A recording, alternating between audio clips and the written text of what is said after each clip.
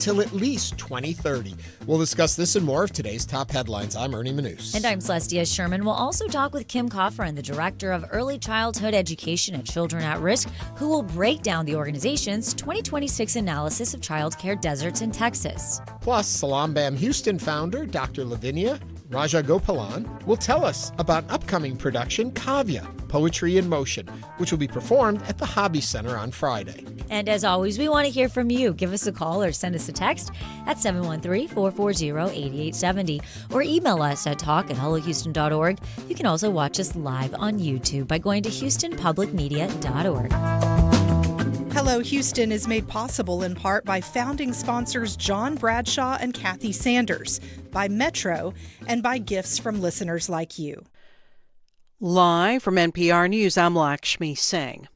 The United Arab Emirates says it is exiting the OPEC Plus oil cartel, which is led by Saudi Arabia and Russia. The UAE, which joined OPEC in 1967, says its decision to leave the group is based on meeting the market's needs. NPR's Aya Batrawi has the latest. The UAE has long been dissatisfied with OPEC's production quotas and curbs on output. But its fallout with Saudi Arabia over the conflict in Yemen and other regional issues appears to have accelerated its exit from the Saudi-led oil cartel. OPEC, which stands for the Organization of the Petroleum Exporting Countries, will now have just 11 states as members after the UAE's exit. The group has lost member states before, including Qatar and Angola in past years. Oil exports from the Gulf have been disrupted by the U.S.-Israeli war on Iran and Iran's closure of the Strait of Hormuz. The UAE now produces roughly 1.9 million barrels of oil a day, according to research firm Kepler, about 40% less than before the war. Aya Batrawi, NPR News, Dubai. The Iran war is one of several points of contention between President Trump and British Prime Minister Keir Starmer. King Charles III is now in Washington. He will be doing some fence mending in his visit to the White House. Welcome today with pomp and pageantry. And President Trump is using this occasion to tout shared values. Let us remember what has made our countries the two most exceptional nations the world has ever known. And together, let us go forward with even stronger resolve to carry on our sacred devotion to liberty and to the traditions of excellence that have been our shared gift. The royal visit coinciding with the 250th anniversary of the Declaration of Independence. King Charles is scheduled to address a joint meeting of Congress later this afternoon. Texas lawmakers are holding a second day of hearings as they continue to look for answers about Camp Mystic. 28 people, including campers and counselors, died at the camp last July. Kaylee Hunt with member station KUT has more. Investigators told Texas state lawmakers that Camp Mystic exhibited a complacent attitude towards flooding prior to last July's deadly storms. Casey Garrett, who's conducted more than 140 witness interviews as part of the investigation, says the camp failed to adequately train its college-age counselors on how to respond in an emergency situation, such as a flash flood. Every single person that I've spoken with that are former counselors, current counselors, there was never any real training. There were never drills, no drills of any kind. Lawmakers hear more testimony about Camp Mystic today. That's Kaylee Hunt reporting. It's NPR News. Live from News 88.7 in Houston, I'm Tom Perumian.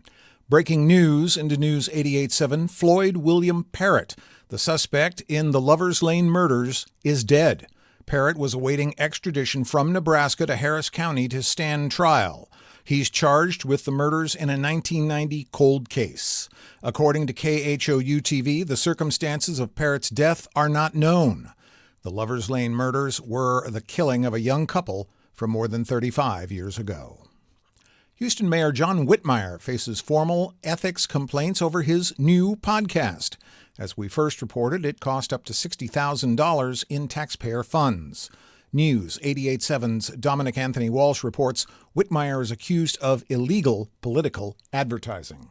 On the first episode of the podcast, Whitmire alluded to next year's municipal election, in which he plans to run. We can't be using taxpayer funds for an elected official to be pontificating or talking about is there future elections. Houston Progressive Caucus co-chair Audrey Nath argues the comment runs afoul of state law, prohibiting public dollars being used on political advertising. He should reimburse the people of Houston. Pay back the $60K from his own campaign funds. The caucus filed the complaints with local and state authorities over the past week. It is not the first clash between the group and Whitmire. In December, the caucus led the successful push for the Harris County Democratic Party to admonish Whitmire and withhold future endorsements. I'm Dominic Anthony Walsh, News 88.7. In a statement, the mayor's office responded, quote, "The podcast will be informative and feature guests beyond the mayor, but will not feature any campaign content for measures or candidates," unquote. Taking a look at sports, the Astros are back in action. They open up a 3-day visit to Baltimore tonight at 5:35 p.m. Checking your weather, mostly sunny and breezy today with a high of 90. Tonight, incoming clouds, a low of 74. Right now, mostly cloudy, 84 degrees on the UH campus. Support for NPR comes from NPR stations. Other contributors include Fisher Investments. Fisher is committed to helping clients stay on track to reach their financial goals and enjoy a comfortable retirement. FisherInvestments.com. Investing in securities involves the risk of loss.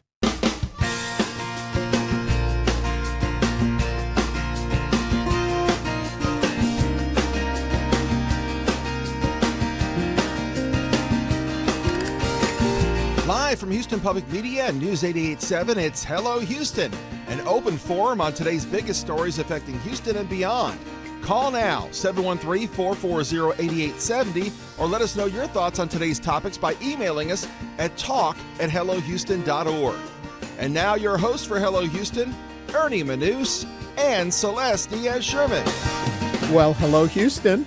And hello, Celeste. Hello. You're in a very bubbly, good mood today. It may have something to do with guests who are in town. If by town we mean the country. Yes. Who are you excited about being here? The British monarchy, so King Charles and Queen Camilla are visiting, as we were talking about yesterday, are visiting the White House. And I was asked by Sean Radigan, one of our YouTubers, if I had any type of commemorative memorabilia, which I said, yes, I do. And whenever Catherine Middleton and Prince William got married back in April 29th, 2011, so tomorrow is their wedding anniversary, I got these teacups. I've got one sitting in our little place. If our camera can grab it, people can see them, or they can see you drinking from it right now. I'm excited. I'm usually not into the monarchy. Yes. I usually think, yeah, whatever, you know, and the whole caste system and all that kind of stuff.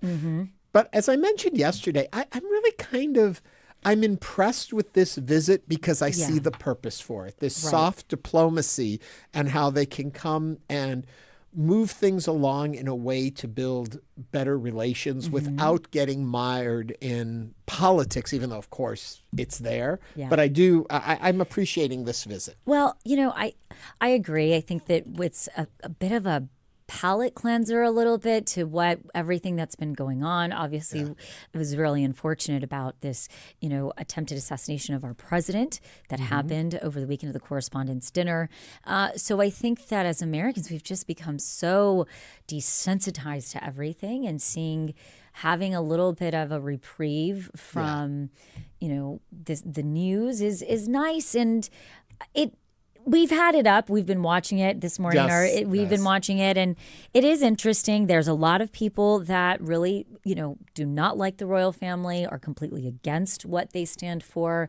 But for me, it's kind of just in fun. Right. Well, and we're not in that system, so we can see them for what we feel what they are. They're a symbol. It's fun to watch. Correct. I think that Charles has finally come into his own as a monarch. It was a really hard shadow to step into or what's the word I'm looking for? That I guess shadow's a good one. His mother left, having been on the throne as long as she was, and as well loved and respected and followed and observed, and how she behaved. It was hard for Charles to step into that, and I think now he's finally had enough time that he's had a lot of time. But this is his reign now. Yes. The transition period is always a bit wonky. Right. So back about a year ago, coming up in July, I was actually in London. And it was very interesting. I did a tour of Buckingham Palace, and it was very interesting to see the years in the royals' portraits, when they would get their self-portrait. And the framing of it said a lot about what was happening within the time. And I thought it was very interesting that Camilla and as well Queen Camilla and King Charles's portraits, are huge, were very, very modern, very the framing of it was very thin, gold, very almost subdued. And I think that there is very much that pageantry is going away because there's a little life. Yeah. Right? I laugh a little when you say you're at Buckingham Palace, and all I imagine is the tour guide saying, no, Celeste, you're not measuring the windows. You're not moving in. This isn't your palace. I was like, excuse me, where's my room? I showed up with my suitcase. I was and your tiara firmly in place, ready to be queen. I'm here. Yes. And it's also very interesting that, the Queen very much, I remember going back I was in Buckingham Palace when I was in high school, and it very much felt like a home. If you can believe it or not, it really did feel like there's an actual family that lives here, a sense of lots of people walking around and this vibe to it. This time around, it did not feel like that. Apparently, the king likes to stay at Kensington Palace.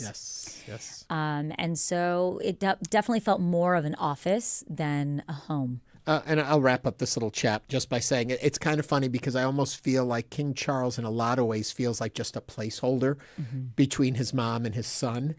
And so, yes, you've got your cup with William. And I just think that's a hard thing at his age to come into it, and with his health issues we've heard about and reported on. And so it's like, how long does he have to make his mark? And his son is much younger, and so we'll have a reign that will last longer. So it'll be interesting to see what happens there. But anyway, they're in Washington. We didn't even talk about the fashion yet, because I saw that hat that our First Lady was wearing. Oh, yes. I think she can get ESPN on that thing. The First Lady and her, it's always been very historical for the royal family to speak through the way they dress. It's fashion, as well as, first ladies. And so, when we look at the First Lady's fashion, it is intentional. Right. It fashion is very as diplomacy. intentional. It is not, nothing that she puts on is by accident. Yeah, everything is saying so. Well, and let sending us know a message. what you think, too, about the royal visit, your reaction to it. You can join us over on YouTube and join in with our YouTubers who are commenting away as we talk right now. Noah Espinoza says, all this talk about England makes me want to watch some Keeping Up Appearances. PBS my gosh, staple. that is We one of love my, it's bouquet, not bouquet. That is one of my favorite shows. The other thing is, in America, what really got a lot of attention was the Netflix show, The Crown. Yes. That was a big moment. I think that, the royals did not obviously like that or appreciate it, but that brought a lot of attention on them. Did you hear the bits and pieces of which royals did watch and what they watched? I'm pretty sure Fergie watched. Oh, well. Yes. Anyway, we've got a full show today. We'll yes, be talking we do. more about that. They're going to be here for a couple days. They'll be visiting for a few days. We'll get back to our guests. Maybe Kate would sit in with you, Ernie. We had a better idea than Kate sitting in with me. Pippa. We want Pippa to guest I thought you were host. going to say Camilla. Oh, Camilla could. Anytime, Your Majesty. Anytime. Because one queen leaves, another queen will come in. Right. That's how it works around here. We've got a lot on today's show. We're going to be taking a look at some more serious topics, too. Childhood care deserts. We have a lot of those right here in Texas. We're also going to be looking at poetry in motion. We're going to be talking about brain health later into life and all the fine work that the Junior League does. That's all to come on today's show, and we invite you to be part of all the conversations with us. But into the headlines. Celeste, take us away. When Governor Greg Abbott approved the state's new congressional map last August. The idea was that it would help Republicans pick up 5 additional seats in Congress. In November, a district court threw out the map over allegations of racial gerrymandering. The case made its way to the U.S. Supreme Court, and on Monday, the justices issued their decision, reversing the district court's ruling and allowing the maps to be used until at least 2030. Congressional maps are typically redrawn with new census data, and the next batch will drop in 2030. And Representative Jean Wu of Houston, the State House Minority Leader, said in a statement on Monday, the Supreme Court did not protect the Constitution today. It protected Governor Greg Abbott's racist map and gave Donald Trump exactly what he demanded from Texas Republicans. Governor Abbott responded to Wu's statement on X with simply saying, "Cry harder." What are your thoughts on this reversal? You can join us at 713-440-8870. I will say this, probably not a popular opinion, but if, in fact, they are going to say, and they have, the Supreme Court said, use those maps, I believe they should be used until 2030. If this is the map, we shouldn't be doing this every 2 minutes. Now, they said it can be used at least until 2030, but we've got to find some stability in this. So I don't necessarily agree with the redistricting and doing it off cycle. I'm a firm believer in follow patterns. They're there for a reason. You have your opportunity to fix these things each 10 years when you have the data to support it. I get that. Every 10 years, I should say, not each 10 years. But if you are going to change the map, the backlash, what we saw when first they had the maps, then they blocked the maps, then the maps came back. As voters, people were extremely confused what they're voting on, who they're voting for, who represents them. We have to have some stability. So, okay, if they're going to say these maps, which I don't agree with, you got to hold them there. Well, and I think one key argument behind the Supreme Court's move is really what they are saying. It's a procedural, not ideological. Mm-hmm. And so a lot of the court signaled concern all around about lower courts changing election rules too close to elections. Right. And that was, I think, it can create confusion, which it was doing, and confusion and for the voters. And so when you look at it like that, I agree. I think that you have to follow essentially what there has to be some stability. The question for me then becomes, who is actually winning here? Is it the politicians or is it the voters? Well, I was going to jump and just give a total opinion here that it's absolutely the politicians. This was definitely done and surprisingly legal because you can gerrymander along political lines. Right. You cannot gerrymander now along racial lines. So if you can prove that it was racially done, then they could block it. But if it was purely political, they're saying that's okay to do. Correct. And I think that as when we look at this ruling, as you mentioned, it really is less, I would essentially say, about endorsing the maps and much more trying to instill some type of stability within the voting and the election rolls. Mm-hmm. Yeah. And also keep in mind that the whole play of this that started here in Texas has gone to California. Now Florida's looking at it, Virginia, all these states that are redistricting. It looks like it's not going to have the outcome that Republicans had hoped. And I think the Republicans playing politics looked and saw it looked bad for them in the midterms. And we need to start changing these maps or we're going to lose power, which doesn't seem like that's what we're supposed to do, that we're supposed to vote the will of the people. Now, the argument could be, but the majority of people that voted in this country put this administration in power. Therefore, that reflects the will of the people. Again, it goes back to my old stomping grounds, vote. Everyone needs to vote. If your votes were heard, then things would happen according to the will of the people. When you don't vote, you're messing up the system. And I also think it's very important specifically for Texas and for Texans, when we look at understanding our local elections and, voting rights and, redistricting and what happens within this type of policy, because it really does set a standard. And this specific ruling, it triggered other states. Whenever we were looking at the redistricting, we saw it happening, counter moves in states like California and Virginia. And so we really have to take this very seriously. Yeah. But again, 713-440-8870. You know, I go back to something I remember from my childhood, which was when I was in high school. I was class president, and there was a competition with a radio station in town where you had to get your students to put the name of your school on a ballot and submit it. Whichever school had the most votes at the end won. And we had masterminded this huge thing, and we had students coming in after school and all that to fill out these forms so that we could win this competition. And we came in second. And I was furious. There's no way this other school did it. I'm sure there was cheating. We went to the radio station. We got access to all the ballots to audit it and stuff. And my principal, I was close with our principal. We got along well. And he said to me, Ernie, one thing you got to learn is how to fail with confidence. Gracefully. You have to have grace when you lose. Yes. And, whether you feel it was a right outcome or not, you've got to abide by the system. And in this case, we didn't get that. So it's okay. And I take that lesson with me throughout life. And I look at this administration from what happened in 2020 to how they're handling it now. It's like, we will win at any cost. We're not going to leave it up to the will of the people. And that's what leaves a bad taste in my mouth. There's a point where you say, which I think how different things could have been for Donald Trump and how he was viewed or is viewed had in 2020 he said, all right, we lost now, but we'll be back. The difference that would have been than all of what happened in 2020 and the violence that followed and all of that because January somebody 6th. didn't want to give up power, and how that's become part of his legacy as opposed to graciously saying, okay, we didn't get it, but we'll be back and we'll get it next time. Then he got it next time, how that would have seemed.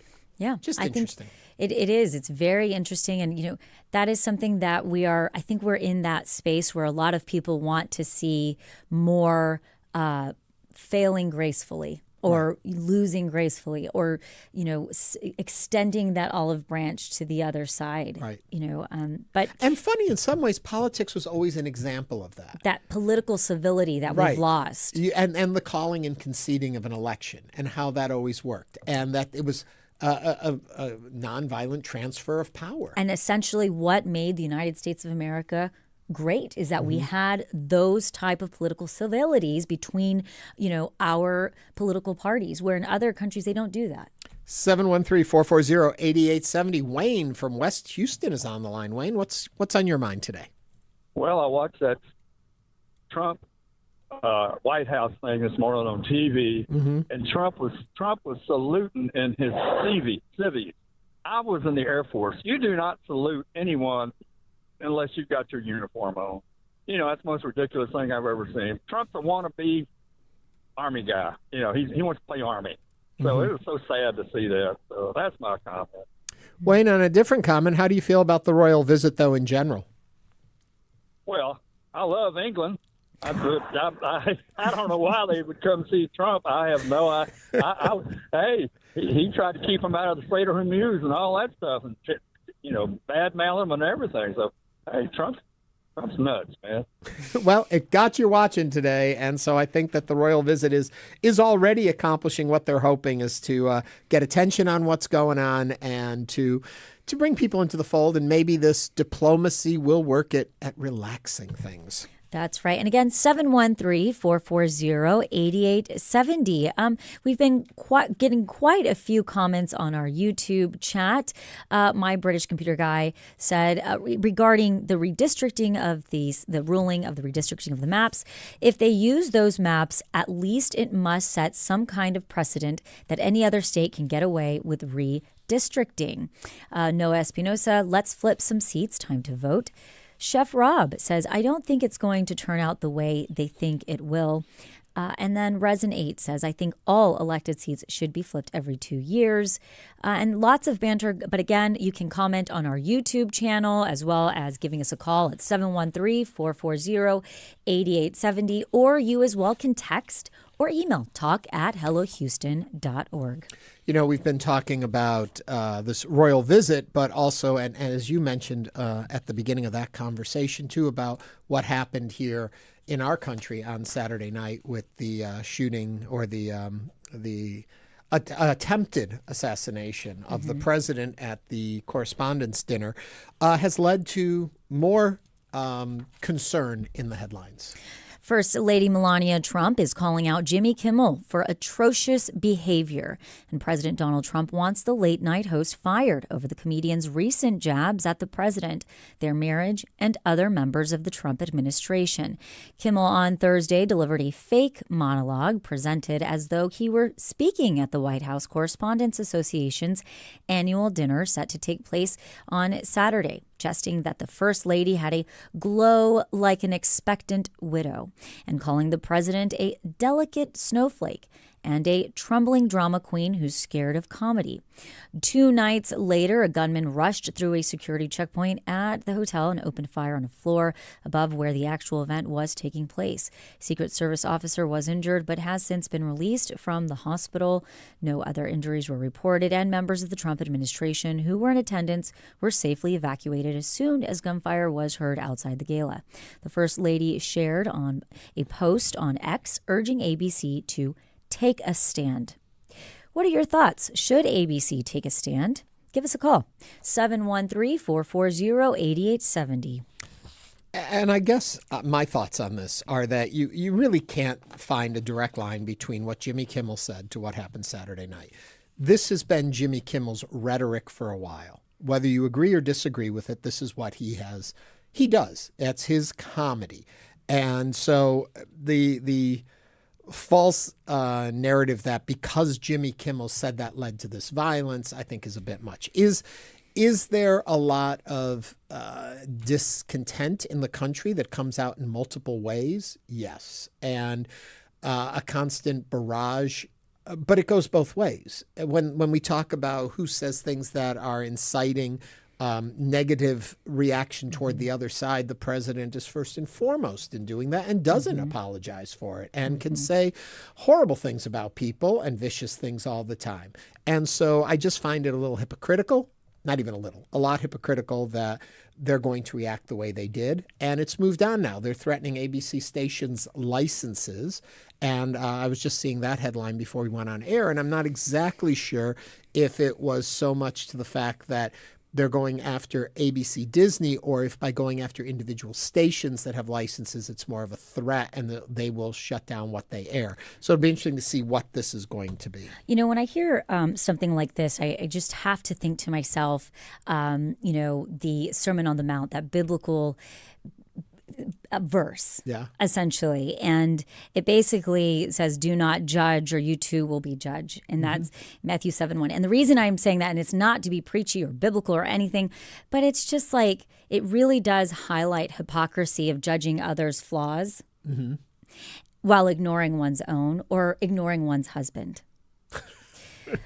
But again, 713-440-8870. You are always welcome to join us on Hello Houston. So we're going to take a quick break, but keep those calls and thoughts coming in. We'd love to hear them. Coming up on Hello Houston, Director of Early Childhood Education at Children at Risk, Kim Kofron, will discuss childcare deserts. This is News 88.7.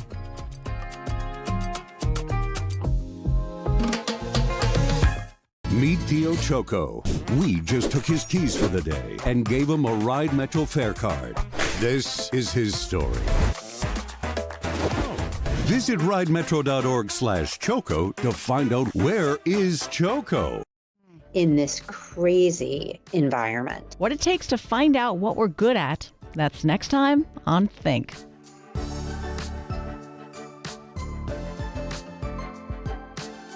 You can hear Think tonight at 11. Dr. Eric Topol says health influencers make big claims about longevity, but he's offering us a reality check. We can accept that we're going to age, but we don't have to accept heart disease and cancer or neurodegenerative diseases. Straight talk about how to grow old and stay healthy with Dr. Eric Topol. That's next time on the TED Radio Hour from NPR. You can hear the TED Radio Hour. It's on tonight at 10. The Colorado River is running dry, and a new federal proposal seeks to reduce how much states like Arizona can rely on it. Everybody, when they move to Arizona, the first question they get from their family is, are they going to run out of water? Well, we need to make sure that doesn't happen. We need to make sure that's not true. I'm Scott Detrow. How some communities are bracing for dwindling water supplies. On All Things Considered from NPR News. It's on this afternoon starting at 3 o'clock. Support for Houston Public Media comes from Visit Galveston, presenting Art Walk. Various art is featured in downtown galleries and artist studios. Open to the public on the second Saturday of each month. More at visitgalveston.com. Tonight on Houston Public Media TV 8 at 7, Finding Your Roots welcomes actress Rebecca Hall and director Lee Daniels. Then at 8, it's episode 4 of Ken Burns' The American Revolution. Tonight on TV 8. And now back to Hello Houston. To comment on today's topics, call or text 713-440-8870 or email us at talk@hellohouston.org. Now back to Ernie Manous and Celeste Diaz-Sherman. For a growing number of Texans, finding affordable quality childcare is becoming more difficult across the state, including right here in the Houston area. Entire communities are being labeled childcare deserts, where demand far outweighs what's actually available to them. A new report from Children at Risk takes a closer look at just how widespread the lack of affordable childcare has become, especially for low-income families.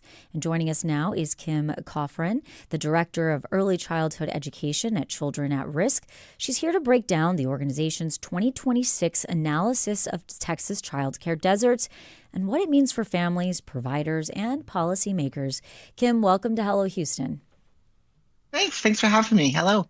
You know, Kim, I guess before we get into the conversation of what exactly the study finds, are we as Texas vastly different than other states, or is everyone experiencing the same thing?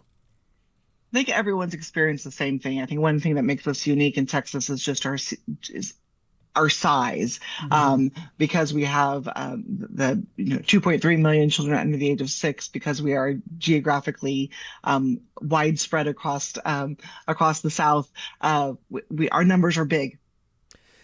Does it surprise you, and I'll ask this because I think it needs to be asked, that as we watch an administration which is continuing to push to say we need bigger families, stronger families, have more children, and yet how do you do that in today's environment if there isn't health care available, if the cost is prohibitive? What exactly are they seeing as the solution if we follow the advice of having more children?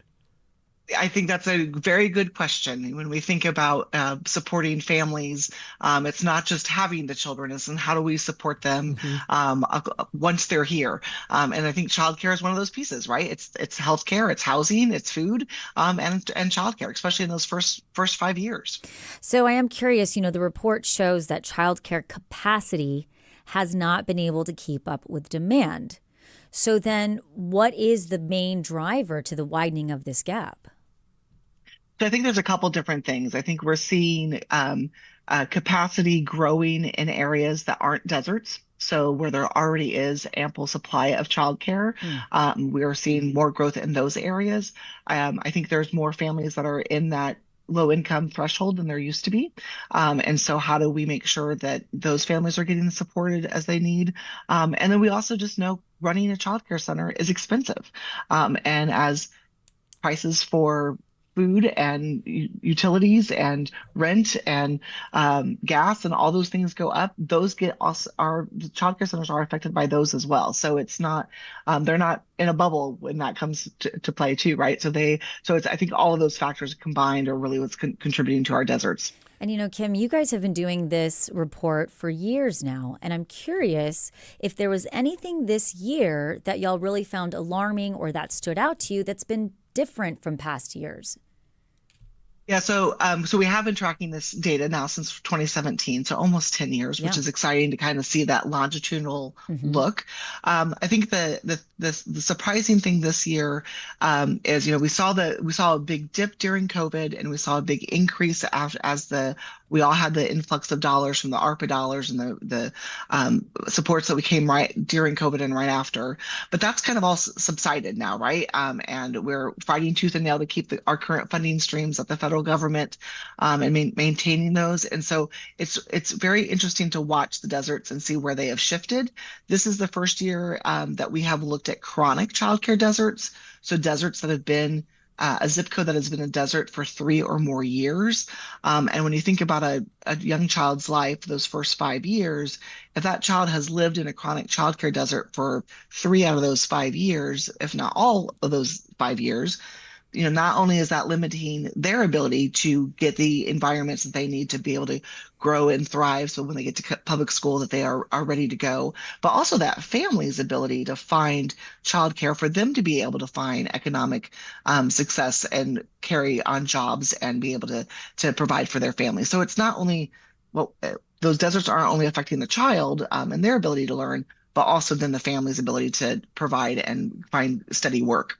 Talk to me a little bit, and it kind of overlaps with what you were just saying, but for people to understand. So you are a lower income family and you have a child. What options currently today are in front of you? Where do you find support? Where can you find support? What do you do when there isn't support? What are the realities of this? Yeah, what are those realities? So there's a couple different programs for low-income families. There is early Head Start and Head Start programs that are funded by the federal government to local Head Start grantees that families can turn to. There are also, we have a childcare subsidy program that's funded by the federal government through the Child Care Development Block Grant. That's funneled through the Texas Workforce Commission, and then the Houston area goes through the Gulf Coast Workforce Board. But you have to qualify for those programs and you have to apply.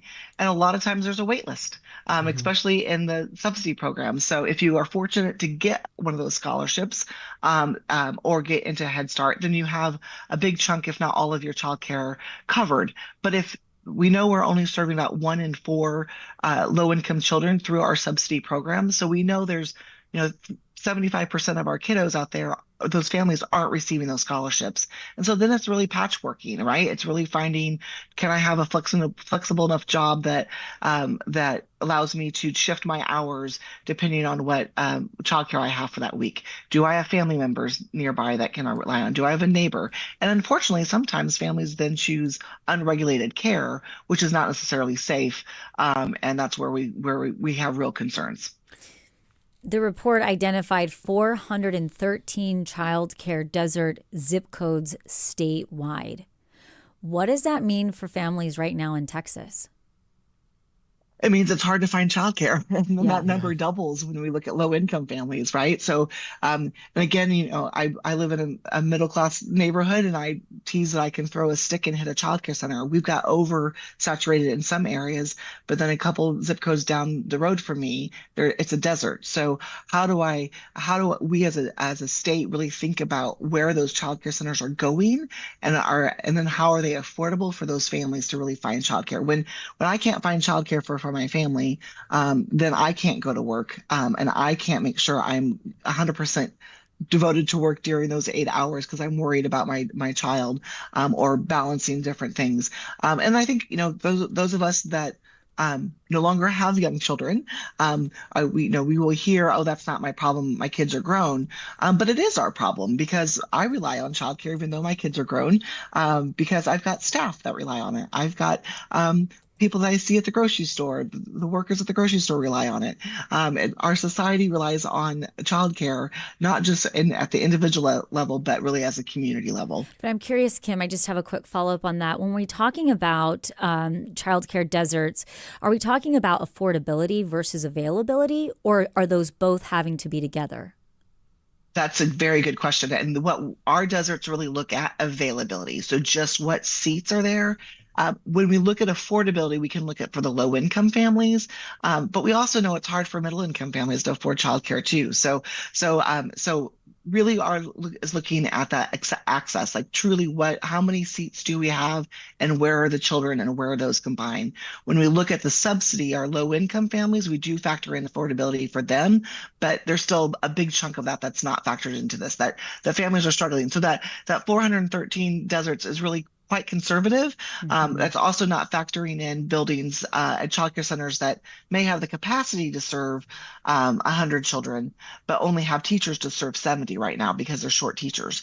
So it also doesn't factor in the educators in those childcare centers that we also know are on short supply. Unless you're doing very well financially, I'm trying to do the math in my head of what it would cost to take care of a child.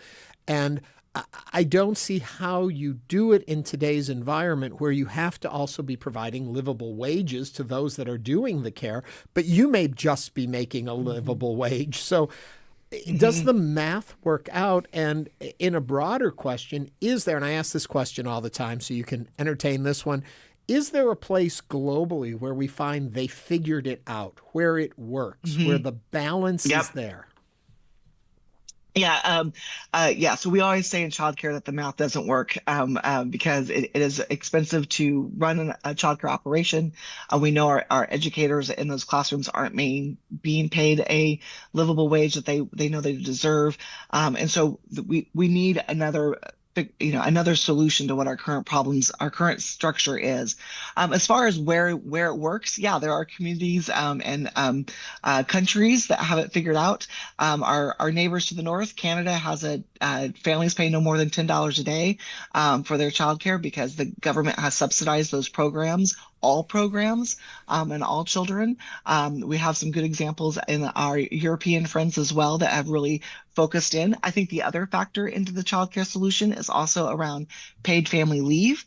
We know our infants are the most expensive to care for because we need more adults to care for them because they're babies. But if we had a better solution on paid family leave, they wouldn't be needed in the childcare center, so families could stay home. We also know that's good for attachment. So I think there's lots of different solutions that we can look at. And we are having conversations that we weren't having 10, 15 years ago at the federal and state level. So progress is being made. It's just not being made fast enough. When people hear about, as soon as you say what Canada does and only $10 and because monies from the government are paying for it, talk a little bit about, if you have these kind of numbers, the benefits socially if children are taken care of in this environment moving up, how that benefits society as a whole later. So that the money you're paying in maybe through taxes really is an investment in a better society. Yeah, the what we call the ROI, the return on investment, right? There's been some great economic studies over the years, and depending on which one you look at and what they factor, it's either everything from $7 return on a $1 investment to $13 or $18 of return for a $1 investment. So, the ROI is definitely there, and that really comes back to the child being prepared for kindergarten. And we know when they have a high quality early childhood education in those first 5 years, that's language rich and curiosity and all of those things are built in that 0 to 5 space.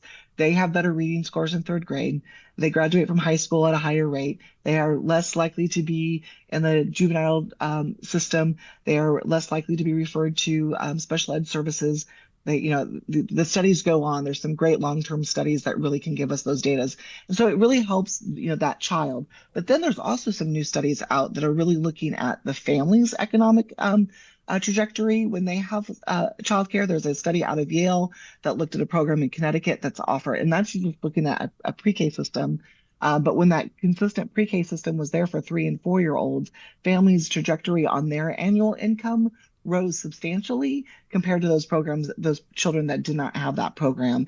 And so we also know the family's wealth increases. And so it's not just that individual child's ability to grow, which is fantastic. It's also that family's ability to really be able to provide for their whole family and really increase their trajectory on an economic scale. Now, we did receive a couple of YouTube comments. Chef Rob says, not all childcare needs to be state regulated. Kim, what are your thoughts on that?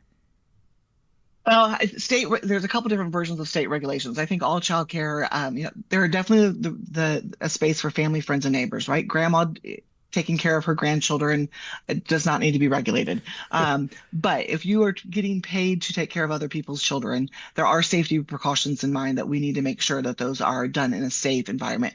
In Texas, we have different levels of that. And so we do have some good ability, especially for family childcare programs that happen in someone's home. There's different levels of that. So depending on how much regulation or how many children you want, that varies. But we know when we're getting paid to take care of other people's children, that's different than grandma or aunt or neighbor watching a child as a favor or for a few hours a week.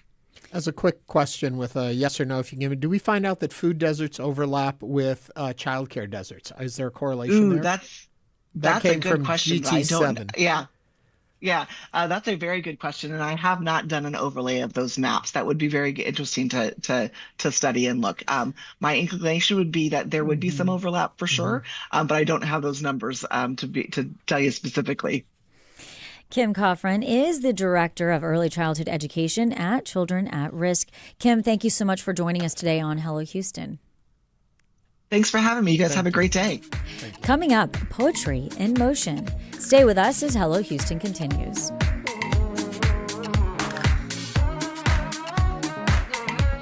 Meet Damola, songwriter, world-class violinist, and award-winning multi-genre artist. We just took his keys for the day and gave him a Ride Metro fare card. Visit ridemetro.org/Damola to learn more about his ride. Disease and cancer or neurodegenerative diseases. Straight talk about how to grow old and stay healthy with Dr. Eric Topol. That's next time on the TED Radio Hour from NPR. You can hear that tonight. It's on at 10 p.m. Did you know your gift to Houston Public Media could go twice or even 3 times as far through your employer's matching gift program? Many companies will match the charitable donations of their employees, and some even match gifts from retirees. That means your support for trusted news and programs could have double the impact for our community. Find out if your company participates at houstonpublicmedia.org/match.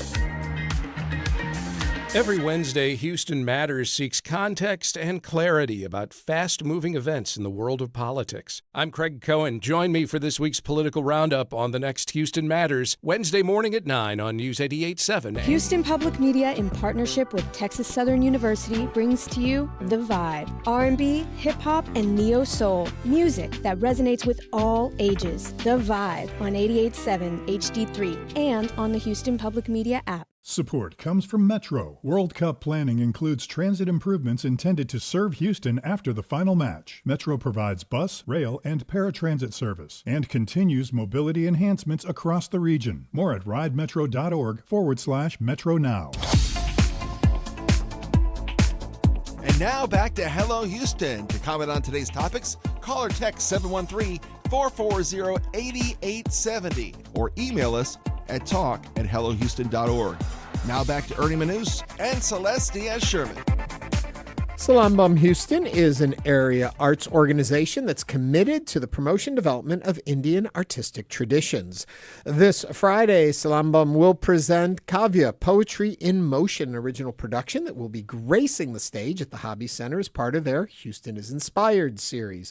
Born from the vision of Silambam's artistic director, the production interweaves music, dance, and poetry to express how fundamental human emotions serve as an essential unifying force for human despite separation of culture, language, and time.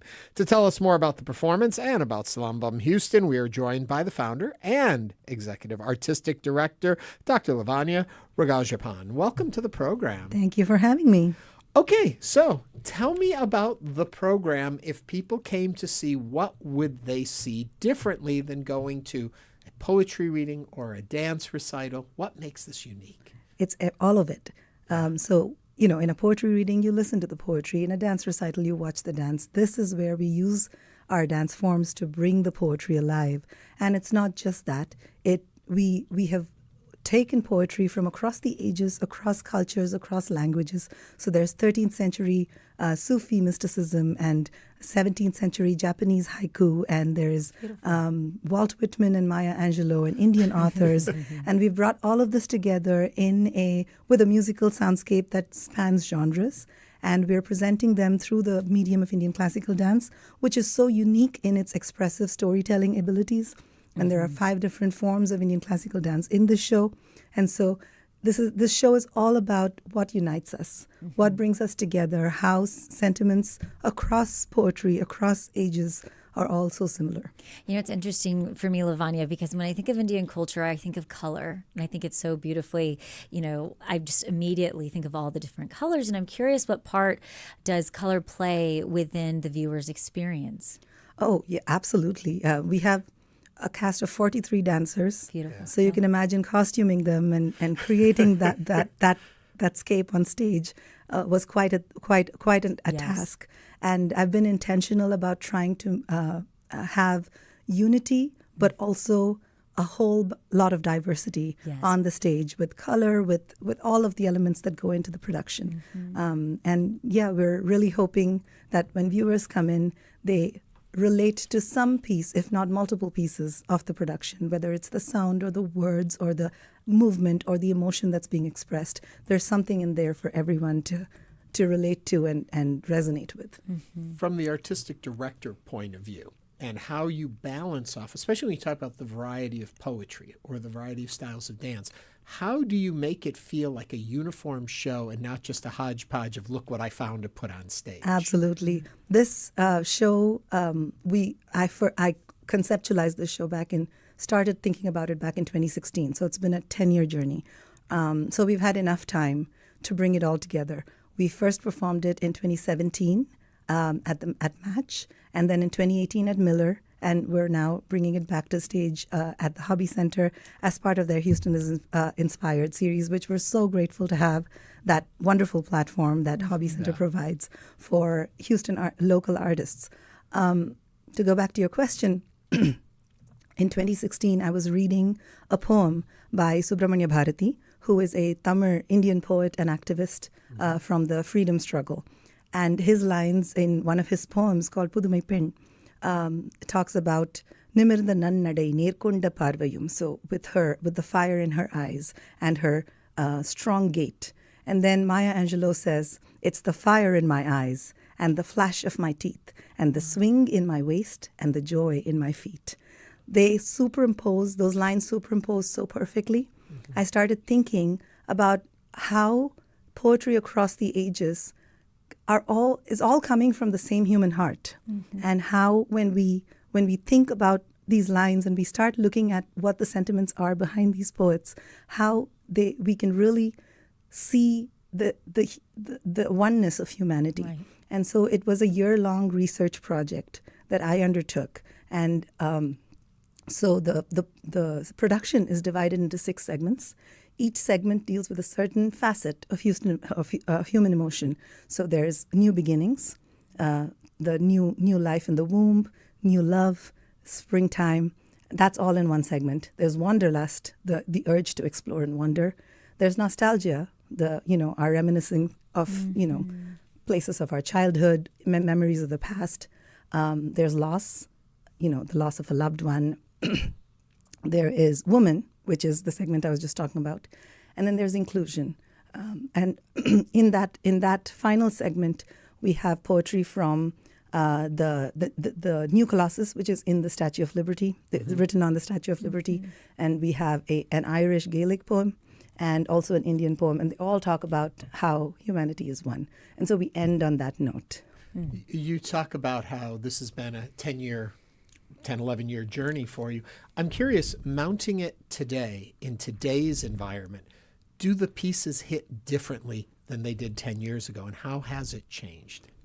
So in 2016, I felt the need for this production, and today I feel the need for this production even more.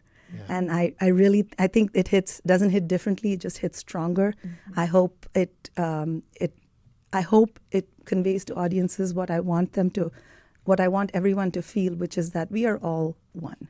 And at some point, when we sift out all the differences, skin color, hair color, eye color, language, geography, at our hearts, we all feel the same way.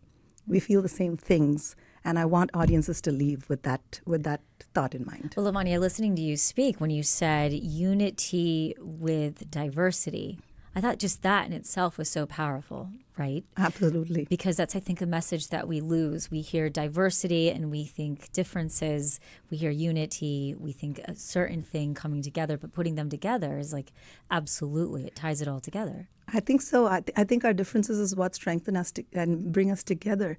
It would be so boring to live with people that are just like ourselves, right? Mm-hmm. Life is spicy because there are so many different kinds of people in the world, right. So many different kinds of beliefs, but yet at the heart we're all one. And I am curious about you mentioned the 5 different Indian cultural dances. Talk to us a little bit about that and where you're pulling them from.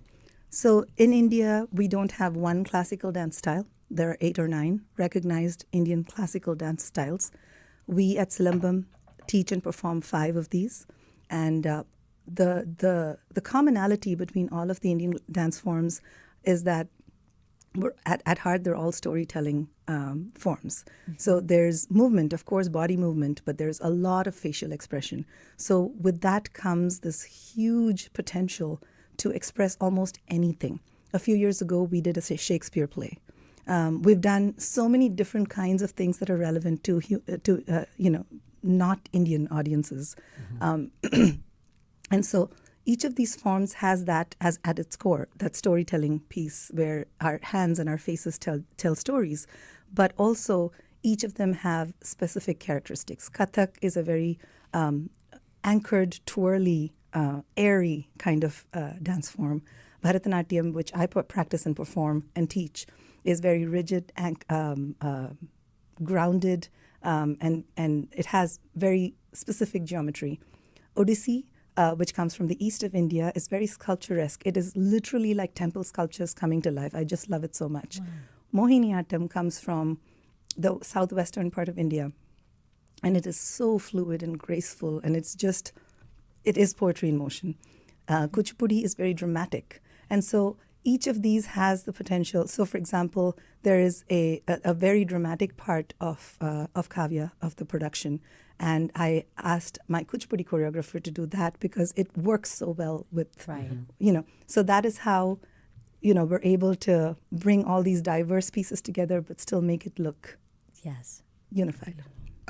2 things, and I know we're running tight on time, but I'm curious, when we talk about being in Houston and the melding of identities that we have here, there's the whole push towards assimilation in some ways, but there's also the celebration of the individual and unique in your cultures. How do you find the balance in your own life? Oh, that's a very interesting question. I have been here 25 years. So I've been here in Houston longer than I had been in India, where I was born and grown up. I have always found Houston in specific to be so welcoming to all kinds of cultures and art forms. I've never had an audience that has not understood what I've tried to tell them. And so that is just a gift. Mm-hmm. And I can't always say that of lots of different places. But this has been such a wonderful place to grow this organization, Silambam, in, and grow my vision in. And you were talking about assimilation. I think assimilation works multiple ways. America is a melting pot of cultures, as given in the New Colossus, the poem and the Statue of Liberty. But what makes it so special is that each of those cultures can retain their identity and be able to continue to, have their own heritage and pass that on to their, generations in the future. We take our dance forms out to schools, and we get so much love from our young audiences. We get so much love from our Houston audiences. It's been such a pleasure to be part of the Houston landscape. Dr. Lavanya Rajagopalan is the founder and executive artistic director of Silambam Houston. Lavanya, thank you so much for joining us on Hello Houston. Absolutely. Thank you for having me. Kāvya, Poetry in Motion, will be performed at the Hobby Center on Friday, May 1st. For more information, you can head to thehobbycenter.org. And coming up on Hello Houston, we're going to continue discussing today's top headlines. We'll also discuss new research that suggests high levels of screen time may raise dementia risks. Stay with us as for the second hour of Hello Houston. Stay tuned. There's more Hello Houston on the way. For the latest in local news, subscribe to the Hello Houston daily newsletter at houstonpublicmedia.org. Hello Houston is a production of Houston Public Media. The opinions expressed by the guests of this program are solely their own and do not represent the views of management, staff, or underwriters of Houston Public Media. This is News 88.7. The U.S. Supreme Court hears arguments in a case over a plan that could lead to the mass deportation of people who have been living legally in the U.S. The Trump administration wants to end the Temporary Protective Status program, which lets eligible refugees come to the U.S. if they can't return to their own countries. We break down the details on the next morning edition from NPR News. You can hear that tomorrow morning between 5 and 9 o'clock. Support for Houston Public Media comes from electricityplans.com, helping Houstonians find electricity plans based on home energy usage and rate comparisons. Enrollment details and more at electricityplans.com. It's going to be a mostly sunny day today. We'll warm up to around 90, a low tonight 75 with mostly cloudy skies. It's 86. This is your NPR station, KUHF, Houston. News 88.7, a service of the University of Houston. It's 12 o'clock. Just ahead on this hour of Hello Houston, Houston Mayor John Whitmire is facing ethics complaints from the Houston Progressive Caucus over his new city-funded podcast, which cost up to $60,000. We'll discuss this and more of the top headlines of the day. I'm Celeste Sherman. And I'm Ernie Manous. Harris County Medical Society's Dr. George Santos will help us understand what we should know about protecting our long-term brain health. Plus, Margie Sutton, the Junior League of Houston's Community Assistant Chair, will tell us about their Community Assistant Grants, which offer funding to local nonprofits. And we want to hear from you, so give us a call or text 713-440-8870 or email us at talk@hellohouston.org. Remember, you can watch us live on YouTube by going to houstonpublicmedia.org. Hello Houston is made possible in part by founding sponsors John Bradshaw and Kathy Sanders, by Metro, and by gifts from listeners like you. Live from NPR News, I'm Lakshmi Singh. Against the backdrop of an energy crisis from the Iran war, the United Arab Emirates says it is dropping out of the OPEC cartel and plans to gradually increase its production of crude oil. NPR's Scott Horsley reports the announcement has had little effect on oil prices, which are hovering around $100 a barrel. The UAE's desire to increase oil production has been a source of friction within OPEC. The cartel often limits how much its members can pump in an effort to maintain a floor under crude oil prices. Those prices have spiked as a result of the U.S. war with Iran, which has stalled tanker traffic through the Strait of Hormuz. AAA says the average price of regular gasoline now tops $4.17 a gallon. That's up 15 cents in the last week and more than $1 higher than this time last year. Rising gas prices are tough on consumers, but good for energy companies. BP says its first quarter profits were more than double what it earned in the same period last year. Scott Horsley, NPR News, Washington. President Trump welcomed King Charles III and Queen Camilla to the White House for the first state visit by a British monarch since 2007. NPR's Franco Ordonez reports a key goal of the visit is to ease tensions between the two governments. The White House rolled out the red carpet for the King and Queen, who are here for a 4-day visit to at least officially help celebrate America's 250th anniversary. We first had a culture, a character, and a creed. Before we ever proclaimed our independence, Americans carried within us the rarest of gifts, moral courage, and it came from a small but mighty kingdom from across the sea. But the timing of the visit is also significant, amid rising tensions as the president has repeatedly attacked Prime Minister Keir Starmer over his government's refusal to take part in the U.S. war against Iran. Franco. Ordonez, NPR News, the White House. Late night host Jimmy Kimmel's pushing back against First Lady Melania Trump's appeal to ABC to fire him for making a joke she says was hateful and violent. Last night, Kimmel said he agreed with dialing back hateful rhetoric and said Mrs. Trump's conversation about it should start with her husband. CNN media correspondent Brian Stelter talks about the fallout from Kimmel's, quote, the glow of an expectant widow during a parody of the White House Correspondents' Dinner 2 days before there was a shooting at that event. I'm told later today the FCC is planning to file paperwork that would challenge ABC's licenses. ABC owns stations in 8 markets that are licensed by the federal government. Those licenses aren't supposed to be renewed for a couple more years, but the FCC does have the ability to issue an early renewal order. That's Stelter speaking with NPR's Here and Now. This hour, U.S. stocks are mixed with the Dow up nearly 50 points. From Washington, you're listening to NPR News. Live from News 88.7 in Houston, I'm Tom Perumian. 4 members of the Eastland family are on hand in Austin to testify about the July 4th deluge and disaster at Camp Mystic in 2025. The family members are expected to give tearful testimony about the events that happened. Edward Eastland testified his father Richard was awake and on duty that fateful night. This flood we did not see coming, and Miss Garrett pointed out yesterday that my father, Dick Eastland, was on his toes that night, actively searching for information about the weather. He started looking at the weather 30 minutes before we were even in a flood warning. He looked upstream of us at the UGRA and GBRA river sensors, and those river gauge sensors were offline.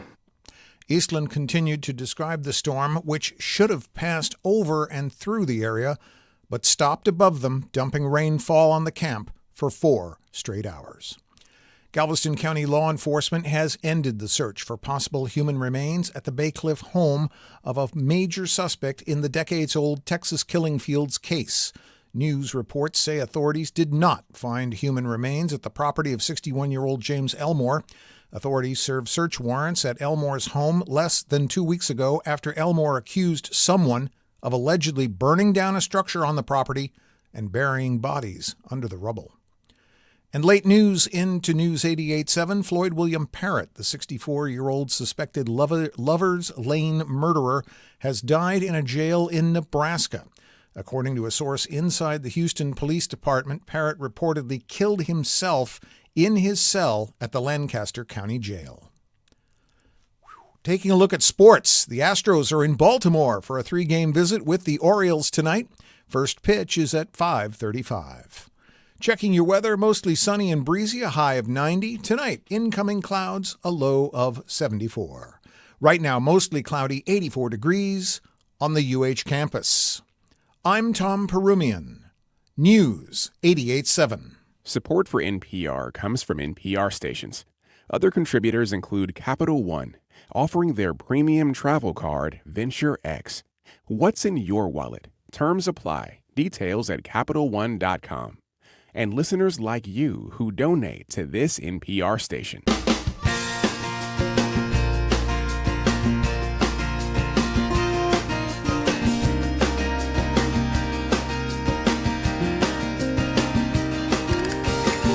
Live from Houston Public Media and News 88.7, it's Hello Houston, an open forum on today's biggest stories affecting Houston and beyond. Call now, 713-440-8870, or let us know your thoughts on today's topics by emailing us at talk@hellohouston.org. And now your hosts for Hello Houston, Ernie Manous and Celeste Diaz-Sherman. Thanks for joining us in the second hour of Hello Houston. Today is April 28th, 2026, and it's Tuesday. Usually I'm caught off guard by what day in the month it is. Like, it goes much faster. Today I'm caught off. It's just Tuesday. I was driving in talking to someone on the phone this morning, and they made reference to it being Tuesday. I'm like, what? It's been a long week, Tuesday. Ernie. I'm like, oh my God, I thought it was Thursday. And I'm like, wow. Nope. We got trouble. We've got trouble. Right here in River City, talking about trouble. So we were talking in the last hour about childcare and the childcare crisis. And we put a poll question, which we often do over on YouTube. So if you're not following the show on YouTube, you're missing the polls where you can jump in there. The question was, what do you think would help improve the childcare crisis the most? Or actually would help solve it, not improve it? I guess improve is right. I don't know. Lower child care costs for families. That was 46%, the highest vote getter in our poll. More state and local funding only got 36. I'm surprised. I thought that would be higher. Higher pay for standard of living, 9%, and then 9% of folks said something else. What do you think? You have children. This is something that's a reality in your daily life. I look at it from the other end. I've got my mom, so I've looked at the problem. We've talked on the show about finding someone to help mom, and there are different systems, and my mom's insurance pays for it, so it's got to go through certain things. It's not just we can find someone and hire them. There's a process there. And it's time consuming and difficult and very costly. Well, Ernie, use the word the system. And I think that the system in this country is not set up for parents to be able to parent and have a career. It is extremely difficult just the way it is set up. The system is set up for businesses to make money. And at the end of the day, they want people in their seats. They want, it's not set up to be helping people be better parents, helping mothers take maternity leave to be there with their children. It's not set up to make childcare affordable. It's set up for people to make money. And if that is the bottom line, then no, the family structure is going to be affected. And it's not just people think, low income, everybody gets squeezed. As, our previous guest mentioned, she goes, I live in a middle to upper class area, and, there's lots of childcare area, facilities. And it's like, yeah, but they're also very, very expensive. And the system is set up to cater to the uber wealthy that can afford to put their child in either childcare or have a nanny and be able to do this and that. It is not set up for the family structure. It is set up for the business structure. And you'll hear, and I agree with everything you're saying. You'll hear people say the whole thing, back in the so-and-so day when the husband went to work and the mom stayed home with the kids, and that's how it all worked, and that's how it was structurally set up for. Okay, that's fine and dandy. But most families can't even live off that one salary anymore. Even if that's the roles you wanted to take, one parent stays home and one has a job, you need a pretty strong job to be able to support a family in today's. What was I seeing something about how much it costs if you want to take your kid to Disneyland for a weekend? It's over $10,000. It's ridiculous. And it's like, how have we gotten to this point? How in the world can you then have the ease of saying, well, one parent will stay home. Okay, who's going to pay the bills? And the mortgages, and the electric, and the gas for the car, and the food, and the clothing. And that's if you have a two-parent family structure. Oftentimes you have a mother who will be a single parent who is having to, I believe it was either Chef Rob who mentioned, they have to find childcare within the neighborhood friend, or they go through just having their child stay at an aunt's house or something, and it causes all types of issues. And this is for GT7, full stop. I think that the systems that we have in place in this country are not set up to support families. They are set up to support businesses and the bottom line of making money and capitalism. I have nothing to add to that. I will go back to some comments that came in earlier from earlier conversations we had. I saw a very interesting email. And yes, I'm going to say, Becky, I'm going to read your email. And I do think that there are some problems in realizing what you're saying here. But I think it's a fascinating idea. Becky writes this and says, and I think this goes back to our talking about costs and stuff within elections and what corrupts them. I think election donations should only come from those who reside or locate their business within that voting district. I think that would improve local representation and better support our democracy. Fascinating thought and theory. Very interesting. And again, 713-440-8870. We do have a call. Steve from Southeast Houston. And Steve has a comment regarding childcare. Steve, welcome to Hello Houston. What are your comments or questions? Just a general comment. I went through what you're talking about with my wife in the 90s. For her to leave her job and stay home, we'd lose a very large income. But for her to keep her job and send the kids off daycare of a poor quality daycare would be at least 40% of her pay. So we opted to honey, you're staying home and raising our kids because I want our kids raised by you, not by somebody who didn't get but a minimum wage paycheck. Mm-hmm. You're paying child care providers in the facility minimum wage, mm-hmm. and they aren't qualified, but it's the first job they can get out of it, and that gets their track record rolling, and they stay 6 months, maybe a year, and they move on off. And I don't want that being taken care of my kids. Mm-hmm. Give it to her. Lose your money if you didn't have the ability of women to work in the workplace as much as you do now, still getting underpaid, but a major part of the workforce. It creates a cycle that you can't lose, that you can't win. Sorry. I'll shut up now. No, Steve, thank you for calling and sharing. But it goes back to what you were saying too, Celeste, though. Some families don't have the luxury of two working parents even. Right. That they have a single parent. What do they do in that? And I think Steve brings up a good comment. Okay, they have the wife has a good paying job for child support, child care.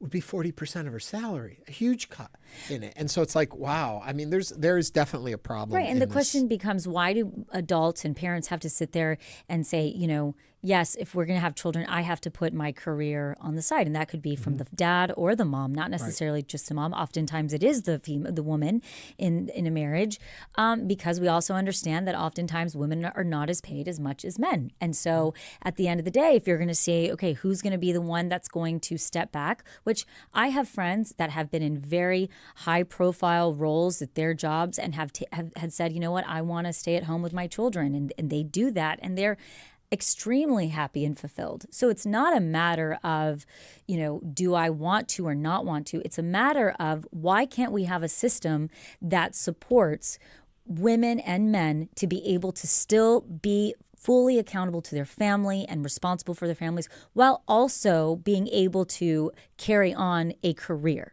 Right. It should not have to be a this or that. We should be able at this point have good structure and policies and I don't even know if it would be a regulation type system where it allows adults to be able to continue to work on their family unit as well as to continue to move on with their career. And I'm sure there are those out there who are going to think, well, life is full of choices you make, and you have to make choices, and there are payoffs for every choice you make. And for a lot of people, they do fall into that bracket of these are choices they make. And there's another whole subsect of this community that does not have a choice. They can't. And that, absolutely. I thought it was funny, both of us. I don't know. If you're watching us on YouTube, you probably oftentimes catch Celeste and I looking at each other during interviews. When our guests mentioned $10 a day for childcare, I thought both of our teeth were going to fall out of our mouths. We looked at each other like, $10? Other places figure these things out, and there are payoffs, and you have to say, wait a minute, this is what it costs in a society, and we have to support families, and we have to say, yes, this is something that's important to us as a culture. And we need to support women. And I'll say that full stop. As someone who has taken pauses in my career to stay at home with my children, I have an extreme respect for women that stay at home with their kids. That is a full-time job and more. And, I've also been a full-time working mom. I am that right now. And I also have this, honestly, I've had a reality check where I'm looking at this and saying, this is hard. Yeah. This is very, very hard. And I don't take that lightly, and I'm not saying that it should be easy. However, it should not feel like it's set up to be against a parent. Right. So. And even though I don't have children, I watch it from the other side, taking care of my mom. And I often think to myself, we were so fortunate that my mom's insurance was arranged. Her and a friend had gone out before my mom started really suffering from dementia and organized her insurance and such that helps pay for her home care. If we didn't have that, even being here now coming up on 30 years, I couldn't afford the kind of care my mom needs at home. Thank God she has the insurance that covers it. But a YouTube person wrote in, Nojo writes, I was an attorney and had to quit because daycare for infants was $400 a week in 1995. Between overhead, clothing, laundry bills, I could barely break even. yes, I hear you. And, it's a very difficult situation. I heard a story, and if I'm wrong on it, correct me, but I believe it to be true that when it comes to elder care, that the government will pay to agencies about $40 an hour for a home caregiver. The home caregiver that works for that agency gets about $13 an hour. And the agency takes all of the rest of that in administrative costs. And there's a problem in the system too. And you can get upset with the way our current administration talks about things, but when they talk about abuse in the system, it's there. It shouldn't be that, $27 for every $13 you give to the caregiver. Right. It really doesn't work. Yeah. It really, that is one thing that truly infuriates me.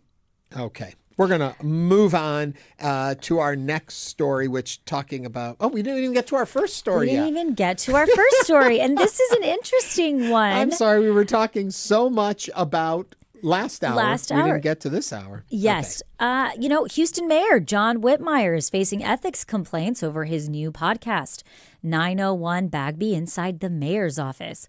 The Houston Progressive Caucus says it has filed grievances with the Texas Ethics Commission, the city's Inspector General, and the Controller's Office. The complaints follow reports the podcast could cost up to $60,000 in taxpayer funds. Critics argue a comment Whitmire made in the first episode referencing re-election may violate state rules that prohibit using public money for political advertising. The Texas Ethics Commission is responsible for enforcing those laws. What do you think about Mayor Whitmire's launching of his podcast, and then as well as the let's see here, who was it? The Houston Progressive Caucus filing grievances against him. Give us a call, 713-440-8870. Okay, one point I want to start with. You know me, I always have to get in the weeds on things here. Yes. Before we get into all of the rest of it, the comment that they're referring to that the mayor said on the podcast, which they're construing as election speak, correct, was, I'm so confident that we're on the right track that I don't worry about politics or re-election. I don't see that as campaigning. I'm sorry. I think that is a reality of a situation somebody is in. I don't think he is saying, vote for me. I'm not saying I'm doing so great. He's like, he doesn't worry about those things. He's worrying about keeping the city on track. I get that. I think that's a misnomer. Okay. For me, at least. Now, $60,000, we were talking about this when you were out with Chow Win, and Chow seemed to be very comfortable thinking, these things cost money. I think, the city has media people that get paid. They have that. I don't know, again, what the $60,000 is for directly. Is it for just recording it? Is it for producing, recording, booking? Is it for studio time? Is it for promoting? Is it for marketing? What exactly goes, how many episodes? I don't know all the details of it. So there are a few tensions that I have with this. Okay. There are a few. Here goes Celeste. There are a few tensions that I have with this, and one of them being money used for a podcast, even moderately, right? Even saying, it's not that much. I mean, if you spread that out through however millions of people live in Houston, what are we paying? Less than a penny. I'm not sure any expense is justifiable for a podcast when our city is in a major budget deficit and crisis. Also, when we look at the role of the mayor, I want the mayor focusing on public safety, infrastructure. I want him looking at our budgets, our day-to-day city operations. I'm not exactly sure I want him doing this sideline pet project of doing this podcast. The other part of it is, when you do a podcast, there's a lot of self-promotion that goes into that. And there's a lot, podcasts are associated with branding and personality. Yes, I think that our mayor should not necessarily be using taxpayer money to be looking at, self-promotion. Also, I think I'm skeptical about where does accountability fall? Why come on Hello Houston and talk to us and have questions being asked when you can just say it on your own podcast? And that's an issue that I don't just necessarily have with, our mayor having a podcast. That's an issue that I have with everybody having a podcast. Okay, couple things there. Those are just a few takes. So you've thought a little about this one. I've thought a little bit about this. Okay, couple things here. First of all, and I'm misquoting him, but it was basically he was saying he sees it no different than a press release, than marketing about the city, and that all of that. That it's just one more form that we reach people today, advertising, putting things out there, putting commentaries out. That all of it is in the same vein. Okay, I'm going to That's pause. what he's saying. Right, and I'm just going to pause you right there. You don't have to spend a penny to talk about your press release. You can come on to Houston Public Media. You can talk to every other television station that is here. We have fabulous local news outlets that are organizations that solely focus on making sure Houston knows the news. So just that right there in itself is thank you, but no thank you. Okay, let me continue that. He also says that this podcast is not the mayor's podcast.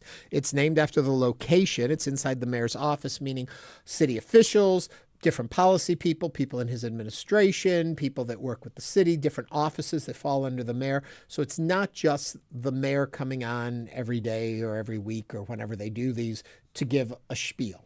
That it is, and by having their argument, having an Owen Confuente, who is a newsman, who was an anchor here in town, as the moderator, the host on it, is posing questions to him that are of a thoughtful nature and challenging.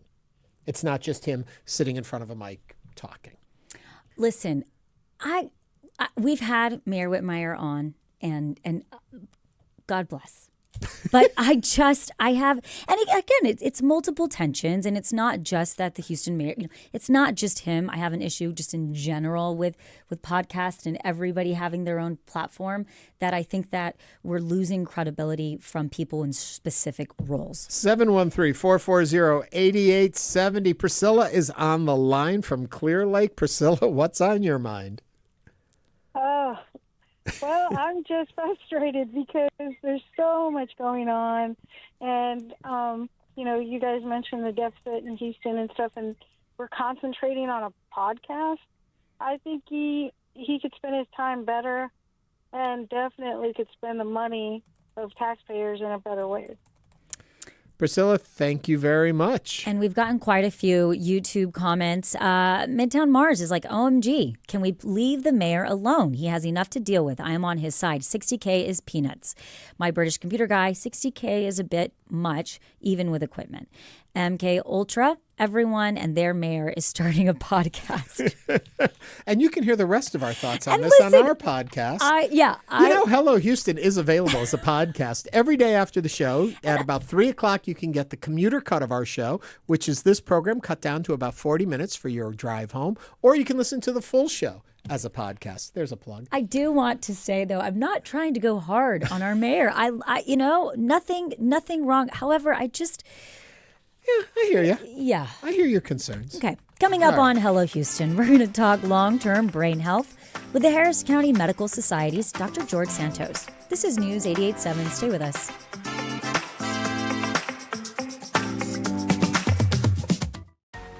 We know you value Houston Public Media. That's why you're watching right now. So take the next step and become a new member of the station you rely on. Every gift makes a difference. And what matters most right now is supporting the station that brings you the news and information you rely on. It only takes a minute to make a big difference.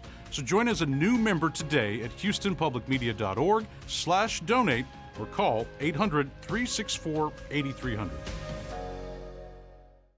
7. On the next Fresh Air, Flea. After recording many albums with the Red Hot Chili Peppers, Flea has his first solo album. We'll talk about being afraid to go home when he was young, how the Chili Peppers tried to be the wildest band ever during the punk rock era, and how he's changed. Join us.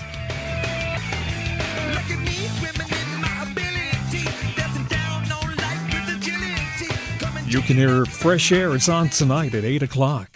Houston Matters highlights the people, places, issues, and ideas that define Greater Houston. And we do it live on the air weekday mornings at 9 on News 88.7. But we know you're not always available then to listen. So subscribe to our podcast wherever you get yours, or find each day's program to stream online at your leisure at houstonpublicmedia.org. And reach out with questions or comments anytime. Email us at talk@houstonmatters.org. Tonight on Houston Public Media TV 8 at 7, Finding Your Roots welcomes actress Rebecca Hall and director Lee Daniels. Then at 8, it's episode 4 of Ken Burns' The American Revolution. Tonight on TV 8. Support comes from Metro. World Cup planning includes transit improvements intended to serve Houston after the final match. Metro provides bus, rail, and paratransit service and continues mobility enhancements across the region. More at ridemetro.org/Metro Now. And now back to Hello Houston. To comment on today's topics, call or text 713-440-8870 or email us at talk@hellohouston.org. Now back to Ernie Manous and Celeste Diaz-Sherman. Medical experts are taking a closer look at how our daily habits may affect long-term brain health, including how much time we spend on screens. New findings suggest heavy screen use could be linked to a higher risk of cognitive decline, while research into potential Alzheimer's treatment is showing mixed results. And joining us now is Dr. George Santos, the psychiatrist and member physician with the Harris County Medical Society, to help us understand what we should know about protecting our brain health long term. Dr. Santos, welcome to Hello Houston. Thanks for having me.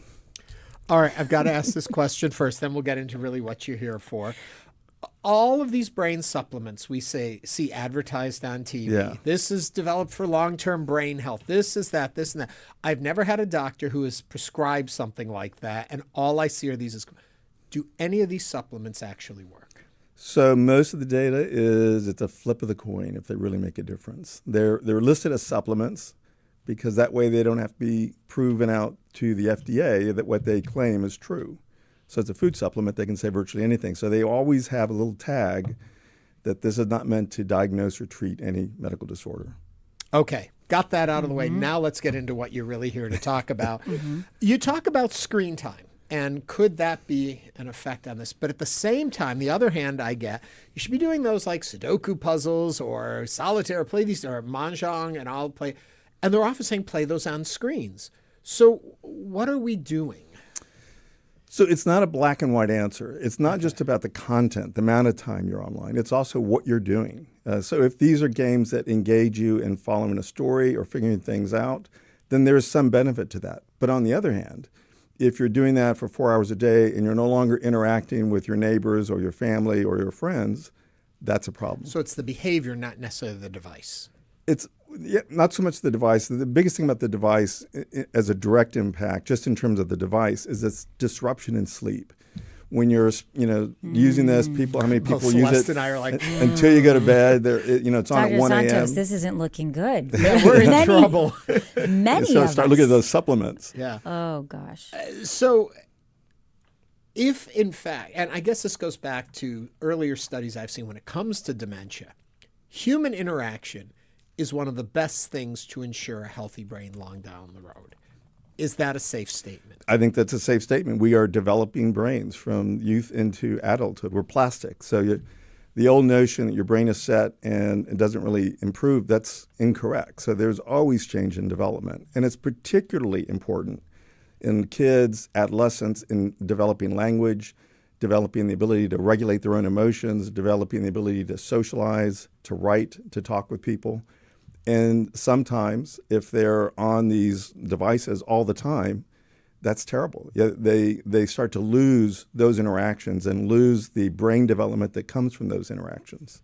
So, Dr. Santos, I hear what you're saying, and it feels like that's not necessarily anything that's new. We've been hearing this type of, screens aren't good for you. We're looking at this, but I'm curious about the new findings and what that is really signaling to us today. So there's a lot of studies going on right now globally. And one of the things that's pretty clear are delays in academic performance, in adults, delays in work performance, in children, delays in language development, poorer scores in math and in language. And you hear people talking about brain shrinkage. There's sort of a term out there of digital dementia. And it's a little bit of an overstatement. It's more of a correlation. But there's something to be said for when you don't have these interactions with your peers, don't have interactions with your family, and you're always on this little screen that has dopamine releasing, excited, I just scored something. That has an impact. And over long periods of time, it's at the cost of these other experiences that do have benefit for you. We talk a lot about brain health. We talk a lot about screens and technology and AI, but I have not heard the term digital dementia. That is the first time I'm hearing that. And will you talk to us a little bit more about that? So there are a lot of these terms that are coming up just to sort of give a sense of the impact of this. And one that I really like is that screen time now is probably in our generation, or at least my generation, secondhand smoke. So that there is a downstream impact of that kind of exposure. And that's become a real source of interest in study. And the problem is these studies have to take a long time. You have to look at people over 10, 15 years from the time they're single-digit age into late adolescence. And how do you do that? And you also can't control and say, I'm going to take this group of 100 kids and only give them 4 hours of screen time a day, and I'm going to take this group and not give them any of that. There's an ethics issue there. Sure. But we are definitely seeing disruption in sleep and in the memory registration that happens during sleep. People who are on their screens until 2 in the morning and then getting up and then trying to go to math class. Y'all are looking very guilty. Trying to go to Hello. Two of us will text each other at 2 in the morning and we're both still awake. Yeah. And that's an important point. So one of the issues is how do we as adults model these behaviors for kids? And it's really important to think about having screen-free times. Yes. At dinner, I hate it when I'm in a restaurant and I look at a table and it's adults or a family and everybody's on their devices, sending a text message, pass the salt. And there's no social interaction. So that's a problem. Okay, take devil's advocate here. What if a child was always reading a book? That they were one of those bookworm kids, always head in a book. Isn't that doing the same thing as the screen time? It's pulling them out of the social interaction. It's putting them in their own world where they're just interacting with what's right in front of them. Do we see similar results as the same thing? So not all screen time is bad. Depends on what you're doing. So having educational programs like that can be really useful. Depends a lot on the age. There's arguments to be made that children under the age of 2 or 3 shouldn't have any screen time other than maybe FaceTiming with your grandparents. And then when you do look at educational programs, that can be really useful. It helps with language development and reading skills. But also at those ages, it's important for a parent to co-participate in some of those things with a child. What do you think about this? What does this story mean to you? What do you think is going to happen next? So they're starting to think about and process information in ways that in the brain translate with forming neural connections. But Ernie, discussing what you just mentioned, comparing a child reading a book to a screen, just as a parent, I can see a very different differences. Number one, a piece of paper, it's not flashing at you consistently. There's no noise. It's quiet. Your brain actually has to take the words and practice, reading, and it's a skill that your brain is using versus the I hate to say it, but the junk that comes out on our kids, even if sometimes it is educational, it's just this flashing of light in front of their eyes. So there is something about that blue light, blue-white light that comes from these devices being disruptive in how you process melatonin at night. It disrupts your ability to get in a deep REM stage 5 sleep, where a lot of memory registration takes place, memory organization. And that's why a lot of times when you have this disrupted lack of deep sleep, you do poorly in school. And it's hard to say if it's an IQ drop, but performance drops. But I also think that reading a book, there's an element of critical thinking that you're doing where there's a lot of don't have to think at all. The brain rot is what's happening on these devices. I think you're right. But my argument would be that oftentimes what I have up on my laptop or on my tablet or my phone, I am reading still. And it's a lot. I probably do more reading today because of devices than I did before I had those devices. It could be. There's probably data about eye strain, and your eyes are really going through a 3-inch thing as opposed to a book. And the problem is that most people, certainly younger people, aren't on screen reading books. They're Right. looking They're not at, reading at Tolstoy. They're on stimulating YouTube. things, They're at watching YouTube, whatever. They're watching kids unbox their Happy Meals. My British computer guy asks, are we talking about all screens, including PCs? Also, does using blue light filters help with the negative effects of too much screen time and negate some of the dementia effects? So screen time is screen time if you're in a little cubicle and on your laptop and you're not in your 14 years old and you're never really interacting with anybody, you're not outside doing any green time out in nature. There are arguments about blue light filter glasses. They're not going to negate this if you're still in that little cubicle and you're separated from your family and from your friends and physical activity. But it might help a little bit with some of the things that some people get with increased migraines when they have a lot of screen time. We are speaking with Dr. George Santos, psychiatrist and member physician with the Harris County Medical Society. If you would like to join the conversation, call or text 713-440-8870. So people are listening right now. They've spent now, I'd say, 20 years on screens. I guess around that. Is it too late? Can you fix the harm that's been done, or have we rebuilt these paths and the damage is already being done? So we were just talking about that outside. There are people that are having movements of digital detox, and putting away their stuff. I think it's important to begin early on at home, that you have periods that there's no screens. Yes.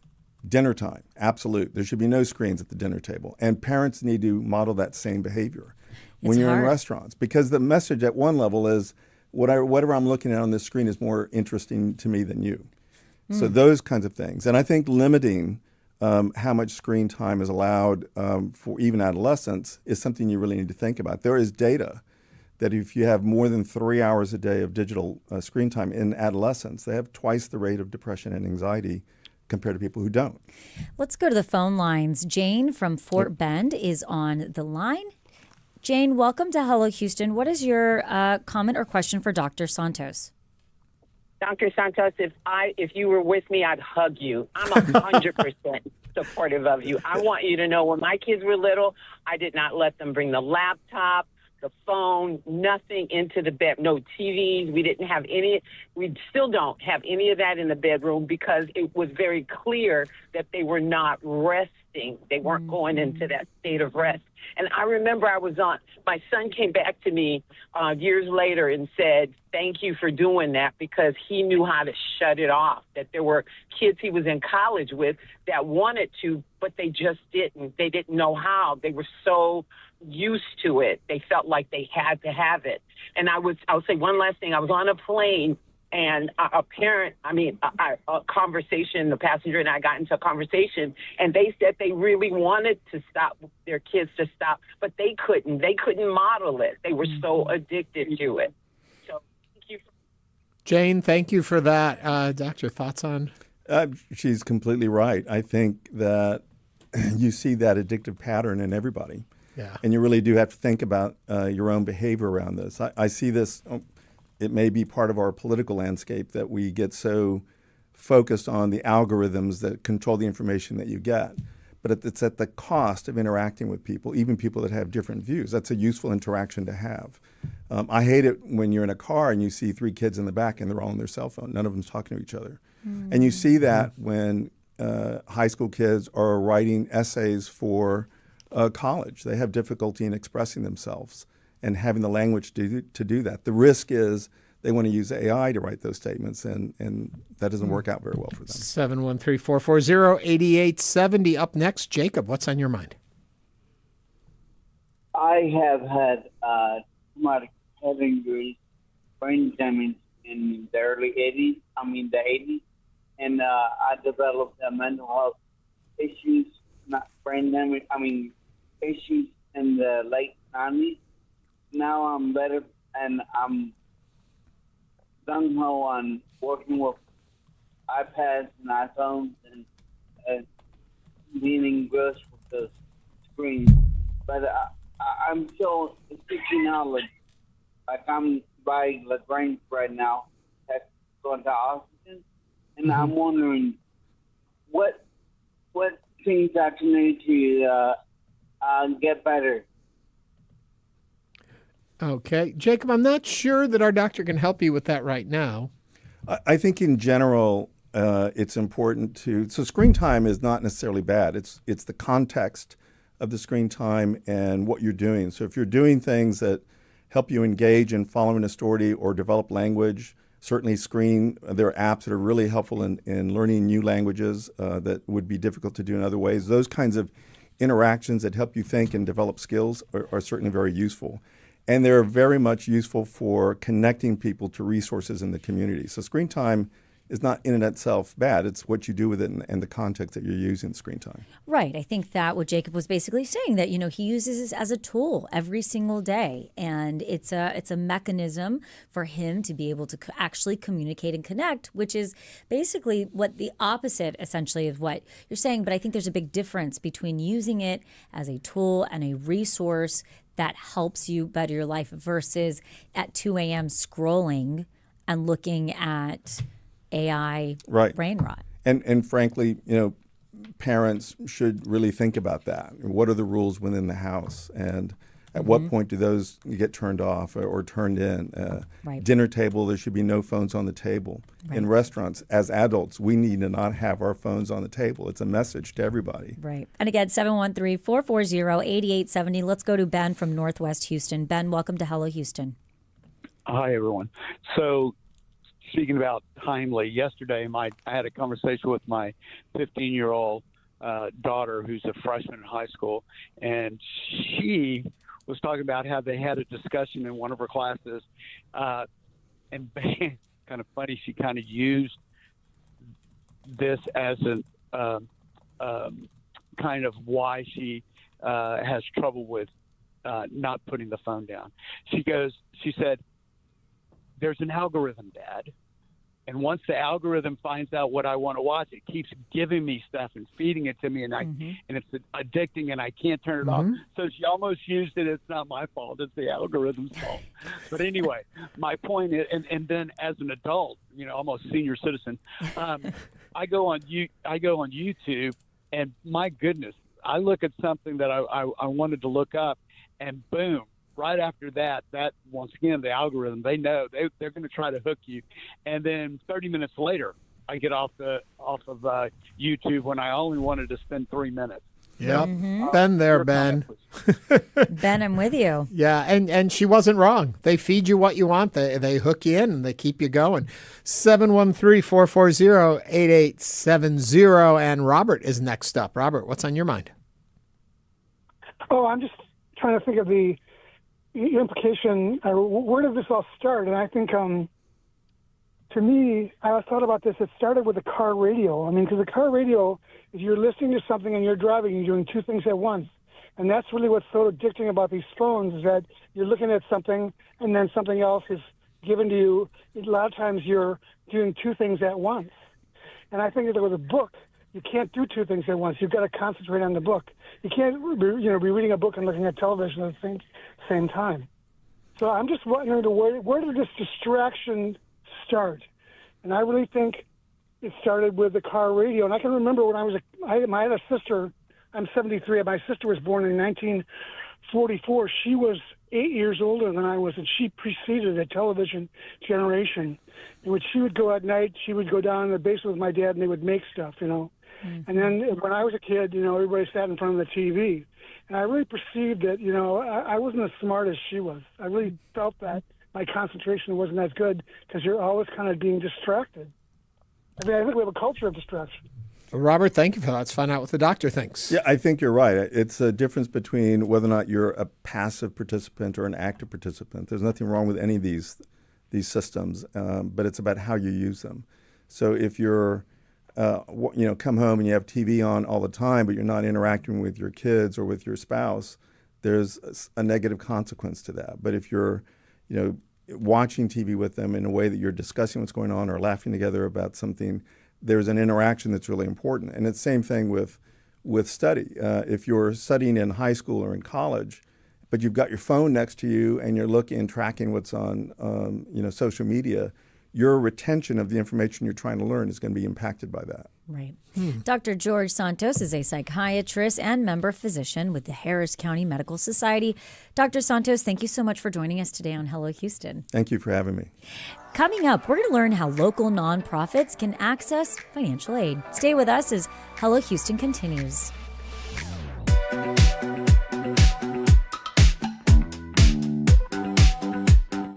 It's not just your car. It's the one that brought your kids home from school, took you cross-country, held memories, laughter, even a few breakdowns. When it's time to let go, give your car a new purpose. Donate it and turn memories into meaningful support for this station. Plus, you'll enjoy free and easy pickup, potential tax benefits, and a simple donation process. Your gift supports the programs you and your family love. Donate today and help keep public media strong. Call or donate online. 3 o'clock.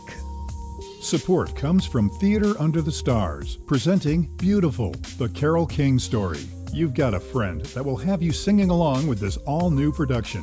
On stage at the Hobby Center May 19th through 31st. Tickets available at tuts.org.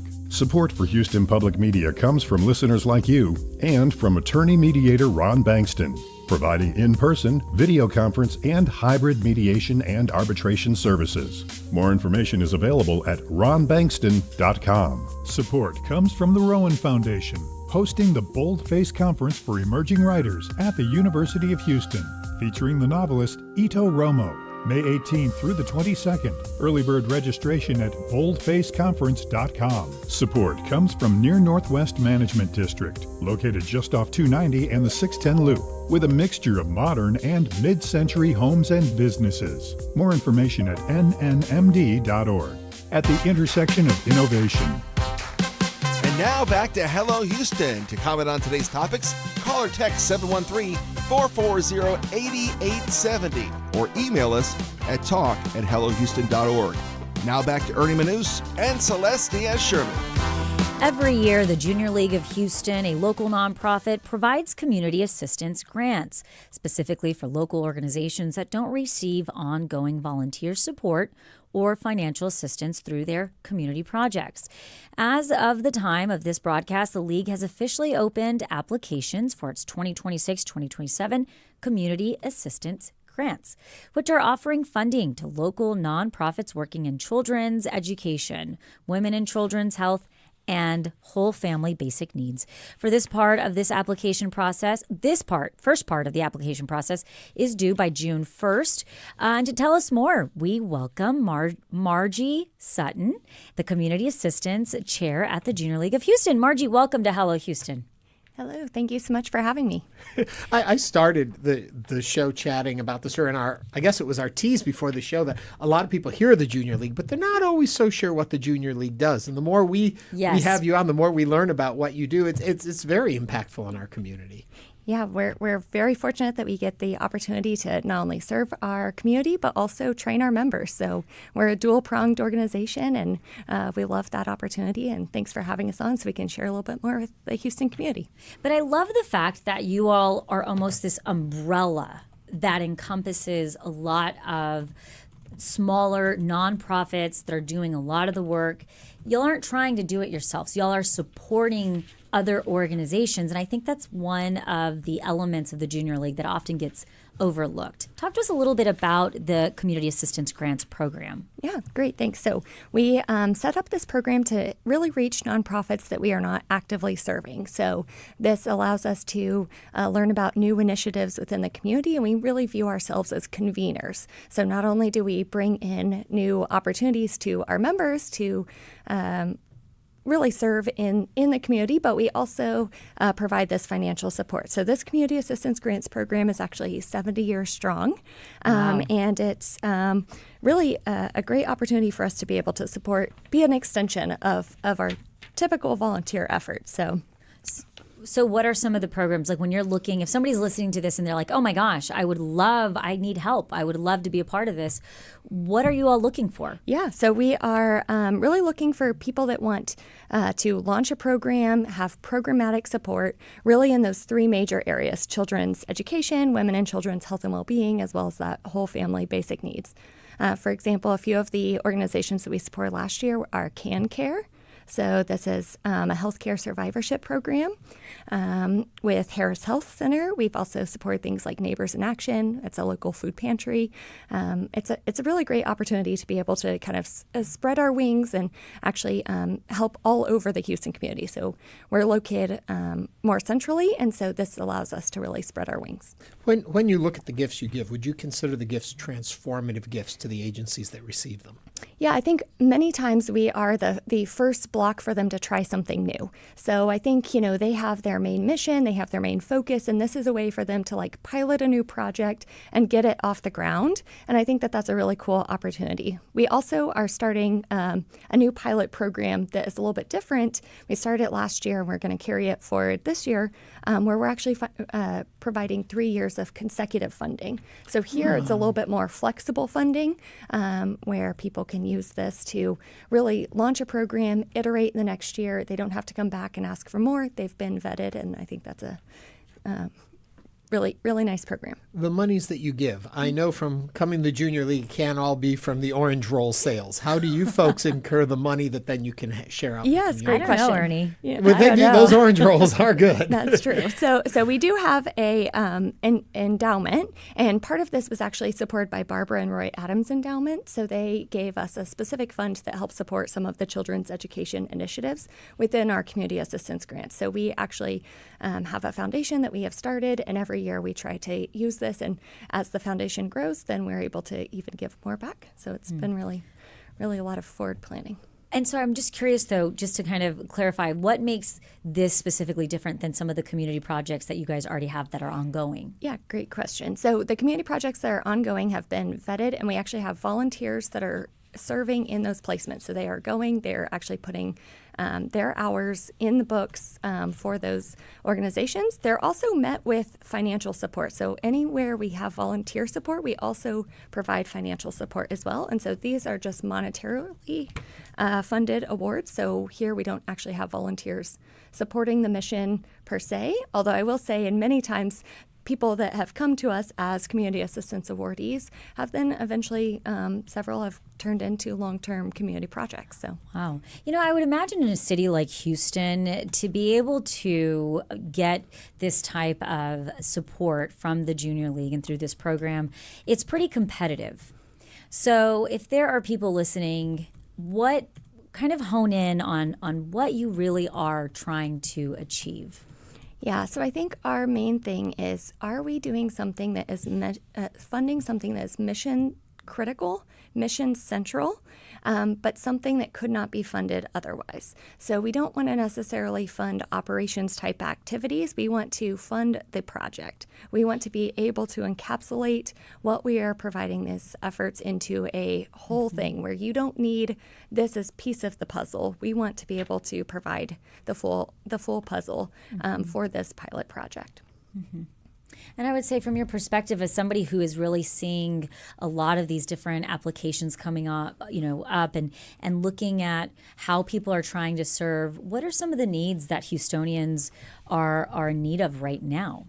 Yeah, I think my personal bias is a little bit towards literacy and education support. So yes. I also serve as a board member for Literacy Now, another Houston nonprofit. And I think that this has been interesting to see. There are a lot of initiatives coming after the brain and mental health aspect of the last segment. I think thinking about ways to engage with early literacy is really important to us. I think one of the projects that was funded last year was for the Houston Public Library Foundation, and so they were launching this newborn library card program. So it was a 3-year program where they were in partnership with Texas Children's Hospital and Houston WIC clinics, really providing a 3-year library card for newborns, but really trying to get a leg up on that literacy. So, education is important. I think it comes back multiple fold to our city. So for sure. Okay, let's take a little inside baseball look at all of this. For folks that are listening, what makes a compelling application? What are the ones that stand out to you? What should people be thinking about when they're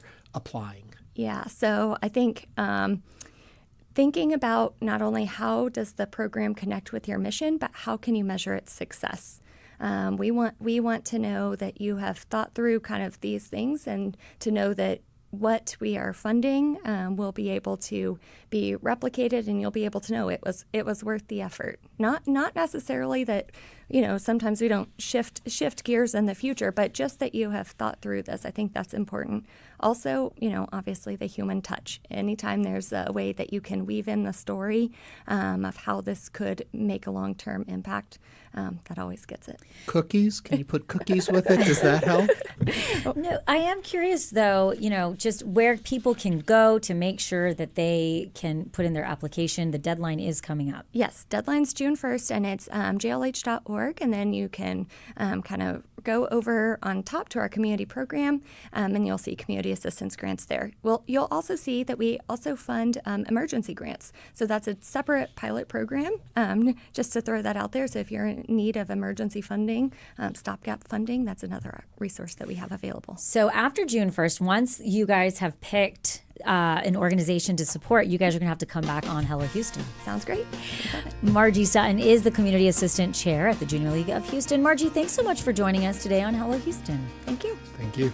And that brings us to the end of our show. Done again? We've run out of time. Well, I know Celeste got to run back to her office so she can watch what the Royals are doing in the U.S. The countdown has begun. We want to thank you so much for joining us today on Hello Houston. We'll be back tomorrow with more conversations.